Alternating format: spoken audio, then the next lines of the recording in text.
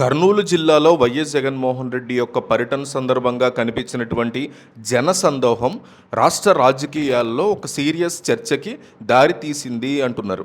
సాధారణంగా ఏ రాజకీయ నాయకుడు పర్యటనకి వెళ్ళినా కొంతమంది కార్యకర్తలు రావడం అనేది సహజంగా జరుగుతూ ఉంటుంది. కానీ కర్నూలులో కనిపించినటువంటి వాతావరణం పూర్తిగా వేరుగా ఉంది అంటుంది వైసీపీ.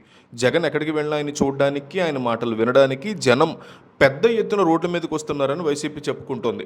ఆ ప్రాంతంలో జగన్మోహన్ రెడ్డి కాన్వాయ్ వెళ్తున్నప్పుడు రోడ్డుకి రెండు వైపులా జనం కిక్కిరిసిపోయి కనిపించారు అనేది వైసీపీ మీడియా యొక్క వాదన. స్థానిక నాయకుల్ని, ముఖ్య అనుచరులు అడ్డుకునే ప్రయత్నం జరిగినా కూడా సాధారణ ప్రజలను మాత్రం మీరు ఆపలేకపోయారు కదా అని పోలీసులను ప్రశ్నిస్తోంది వైసీపీ.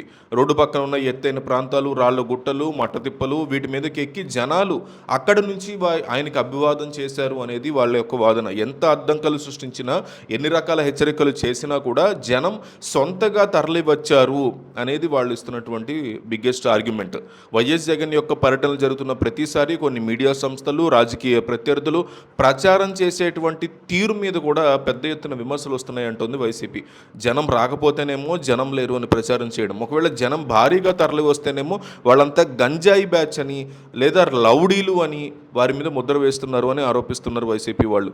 మరికొన్ని చోట్ల డబ్బులు ఇచ్చి కూలీల్ని మాట్లాడి తెచ్చుకున్నారని రకరకాల కథనాలు కూడా అల్లుతున్నారు. కానీ క్షేత్రస్థాయిలో నిజంగా జరుగుతోంది వేరేగా కనిపిస్తోంది అంటున్నారు.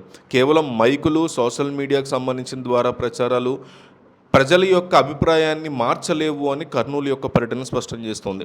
సాధారణ ప్రజలు తమకు తోచిన రీతిలో రోడ్డు మీదకి వచ్చి మద్దతు తెలపడాన్ని ఏ మీడియా ప్రచారం కూడా దాన్ని దాచలేకపోతుంది కదా అనేది వైసీపీ వాదన.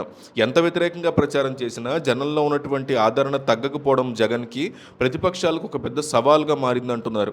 ఇలాంటి పరిస్థితుల్లో ప్రత్యర్థి రాజకీయ పార్టీలు తమ పాత వ్యూహాల్ని పక్కన పెట్టి కొత్త దారుల్లో ఆలోచించడానికి కూటమి ప్రభుత్వం ఆలోచిస్తోంది అని కూడా అంటున్నారు. కేవలం పర్యటనల్ని అడ్డుకోవడం, కేసులు పెట్టి భయపెట్టాలని చూడడం లేదా పాత విషయాల్ని తోడి విమర్శలు చేయడం వల్ల అనుకున్న ఫలితం రావట్లేదు కదా, ప్రూవ్ అయింది కదా అంటున్నారు. కేసులు పెడితే నాయకులు కొద్ది రోజులు వెనక్కి తగ్గుతారేమో, సాధారణ జనాల్ని బయటపెట్టడం సాధ్యం కాదు కదా అంటున్నారు.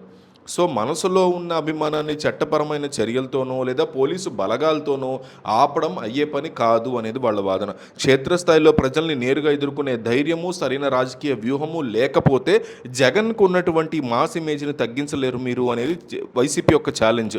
విమర్శలు, కేసులు, మీడియా ఒత్తిళ్లకి అతీతంగా జగన్ చుట్టూ ఒక పాజిటివ్ వాతావరణం ఏర్పడింది అని కర్నూలు సంఘటన మరోసారి నిరూపించింది అని వైసీపీ గొప్పగా చెప్పుకుంటుంది. జగన్కు ఉన్నటువంటి క్రేజ్ని తక్కువగా అంచనా వేయడం రాజకీయంగా చాలా పెద్ద పొరపాటు అవుతుందని కూడా హెచ్చరిస్తున్నారు వీళ్ళు.